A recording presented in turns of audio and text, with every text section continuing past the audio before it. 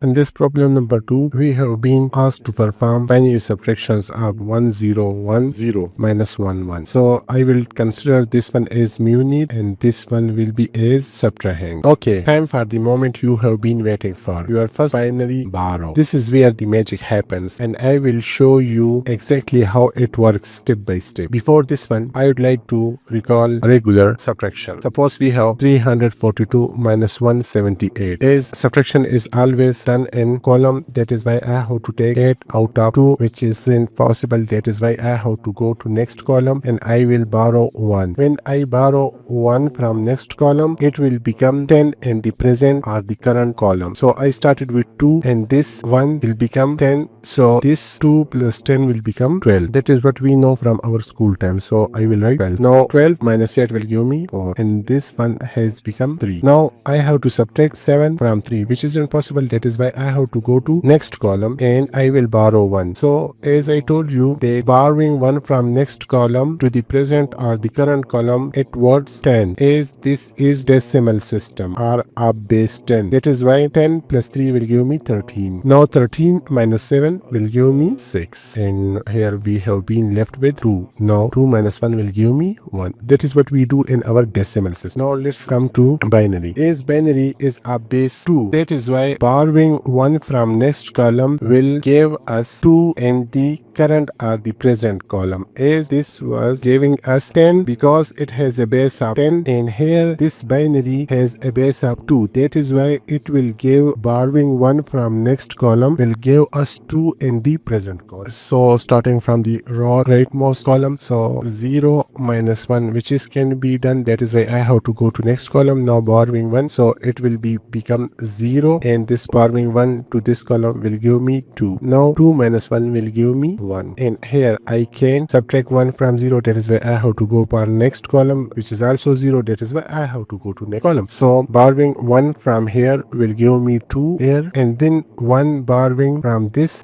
will give me 2 here and this one will become 1. Now 2 minus 1 will give me 1 and 1 minus 0 will give me 1 and this has been become 0, as I have already brought over. So this is the answer. See, borrowing isn't scary when you break it down. Now let's tackle what happens when zeros get in the way. And to master all the tricky cases, I would like to encourage you to watch the full binary subtraction guide on my channel. Subscribe so you don't miss it.